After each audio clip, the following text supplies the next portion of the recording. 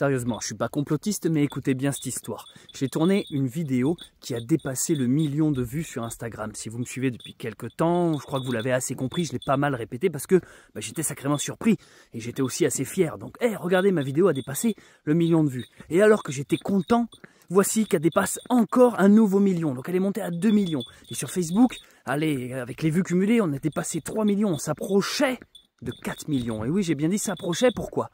Parce que ce matin, en me connectant, j'ai le réflexe de me dire, tiens, je vais voir si la vidéo a continué de monter. Tu vois, il y a toujours la petite curiosité de voir si les vues continuent comme ça de franchir des caps. Et là, je constate que la vidéo est redescendue, écoutez bien, en dessous du million. C'est-à-dire que j'ai pas perdu 1 million de vues, j'en ai quasiment perdu 2 millions. Sur le coup, je me suis dit, c'est un bug d'affichage. Donc j'ai essayé de rafraîchir la page où il y a toutes les réels et toutes les vidéos. Et non, apparemment, là, depuis 24 heures, les vues sont repassées en dessous du 1 million de vues. Et là, je ne comprends, mais alors, que dalle. Que dalle, pourquoi? Parce que je me suis dit, il y a peut-être une mise à jour que je ne suis pas au courant. Peut-être qu'avant, ça m'affichait 2 millions parce que ça combinait les vues Instagram et les vues Facebook. Or non, parce que quand je vais sur Facebook, lui ça n'a pas bougé, j'ai toujours le 1,5 million, mais sur Instagram, j'ai perdu sur cette vidéo presque 2 millions de vues. Et là, c'est pas genre 2 millions de personnes qui se seraient désabonnées, hein, c'est improbable, ou ce n'est pas par exemple, il y a eu une mise à jour, 2 millions de bots, de robots, de gens qui en fait avaient des faux comptes, ont été supprimés, donc tu as perdu 2 millions de vues. Non, parce que c'était 2 millions de vues, ce qu'on appelle organique, c'était des vrais gens qui avaient tous commenté, liké. Je l'ai vu par rapport au nombre de likes, au nombre de commentaires qui, eux, sont toujours présents. C'est ça que je comprends pas. Pourquoi, en fait? Est-ce que ça vous est déjà arrivé? Et le pire, écoutez bien, c'est que c'est arrivé que sur mes 2 seules vidéos qui avaient dépassé le million. Voilà, mes 2 vidéos qui avaient dépassé le million sont redescendues en dessous du 1 million de vues. Et le pire, c'est que j'ai les screenshots qui le prouvent.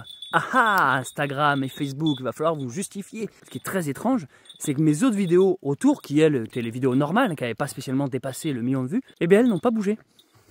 Tiens, c'est bizarre. Donc qu'est-ce qui se passe? Est-ce qu'à un moment donné, quand une vidéo buzz trop, il y a un petit robot ou quelqu'un qui vient voir et qui essaye de peser le pour et le contre, genre est-ce qu'on a envie qu'il perce ce mec-là? Non, pas trop. Bon bah allez, vas-y, shadowban, tu vois, c'est ça le shadowban. Le shadowban en fait, c'est quand tu peux percer parce qu'il y a un potentiel contenu qui peut, mais que les gens estiment que t'es pas assez dans le moule, voilà, pas assez dans la tendance, voilà, pas assez bien pensant. Moi, il est vrai que j'ai pas ma langue dans ma poche et que depuis des années, je galère sur YouTube à franchir ne serait-ce que les 100 000 abonnés. Hein, ça fait 15 ans et ça rame. Tu te dis, mais c'est pas possible, ils le font exprès, ils ont bloqué les compteurs. Ça faisait aussi des années, j'en avais parlé dans une story, que sur Instagram, mon compteur était bloqué, je crois, à 16 000 ou 17 000 followers. Ça ne bougeait plus. Donc, c'est-à-dire, ça ne bougeait tellement plus que je m'en occupais même pas, en fait, moi. Je m'en occupais pas. J'avais un 17 000 écrit pendant des années. Et même beaucoup de gens me disaient, mais comment ça se fait que tu restes à 17 000 et tout? Et genre là, j'ai eu ces 2 vidéos qui ont buzzé, je suis dépassé la barre des 20 000. Et bam, je constate cette régression de vues, ce qui est improbable. Est-ce que vous vous rendez compte? Imaginez, vous faites une vidéo sur YouTube. Imaginez, elle a fait 10 000 vues, vous êtes super content. Et le lendemain matin, vous vous réveillez, on ne sait pas pourquoi, elle est à 500 vues. Et vous trouvez une explication nulle part. Enfin, moi, j'ai vraiment l'impression qu'il y a un mec dans les locaux qui rentre dans les paramètres et qui fait ce qu'il veut. Je deviens un peu parano, on va dire. Mais c'est trop chelou, ça m'est jamais arrivé. Et il y a peut-être une explication qui me viendrait en tête et qui serait assez logique, c'est que voyant que ça buzz, peut-être qu'Instagram et Facebook se disent « Merde, voici un créateur qu'on va devoir payer ». Et moi, il faut savoir que je n'ai jamais touché un seul centime de Instagram et Facebook. Moi, mes revenus, c'est surtout sur YouTube, mais sur les réseaux comme ça, bis, secondaire, niet, zéro. Or là, quand une vidéo buzz, si tu veux, ça relance un peu les dés, ça change la donne.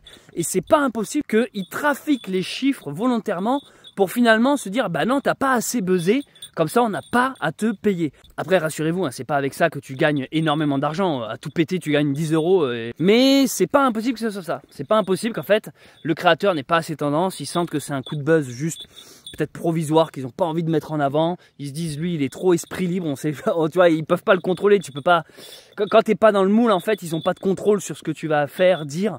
Et ça peut les effrayer. Mais tu vois, quand même, il y a magouille. J'en ai la preuve.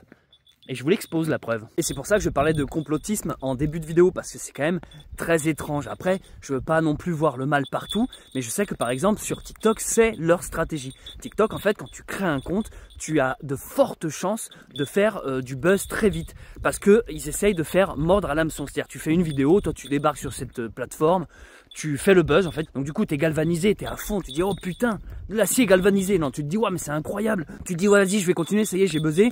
Peut-être que je vais pouvoir vivre de TikTok et quitter mon boulot de merde. Donc en fait après tu refais une vidéo et en fait tu buzzes plus jamais.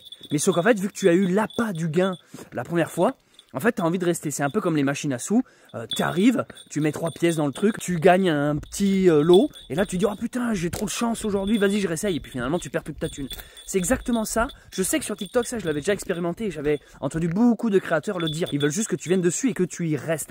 Exactement comme sur les applications de rencontres. Lorsque tu te connectes, te font rencontrer des nanas assez belles. Tu matches, donc elles t'écrivent et tout. Donc tu dis, oh putain, c'est trop bien cette appli. Donc tu y restes. Après, plus personne te contacte. Et toi, tu dis, putain, mais merde, au début, j'avais une touche et là, j'ai plus de touche. Qu'est-ce qui se passe? Et du coup, après, ben, forcément, tu as envie de passer à l'option premium, payer en fait les options parce que tu dis que tu as envie de retrouver le succès et la gloire que tu avais au tout début. Toi, c'est juste des techniques marketing. Une fois que tu as goûté à ça, en fait, tu es comme scotché parce que tu as toujours cette impression que c'était pas qu'un coup de bol, que tu peux y arriver. Ça, c'est véridique ce que je vous dis parce que mes sources, c'est moi-même. C'est de l'eau potable, la source. Depuis des années, les réseaux sociaux persiste à dire qu'il n'y a pas de shadow ban, qu'il n'y a pas de volonté de nuire à un créateur. Voilà, s'il peut percer, tout le monde a droit à sa chance, à sa place. Je n'y crois pas une seule seconde. J'y crois de moins en moins. J'ai toujours cru qu'il y avait un shadow ban qui met en avant qui ils veulent. Ils décident qui perce et qui ne perce pas. Et quand il y a des petits randoms comme moi qui débarquent et des petits PNJ qui arrivent un peu chambouler leurs stats, ils font barrage, ils font barrage. Ils font barrage au RN aussi des fois. Honnêtement, si quelqu'un a une explication, vraiment, si quelqu'un pourrait me dire non mais si c'est parce que machin, l'algorithme, les statistiques ou je sais pas quoi, mais elle a intérêt à être solide l'explication et bien argumentée. Merci.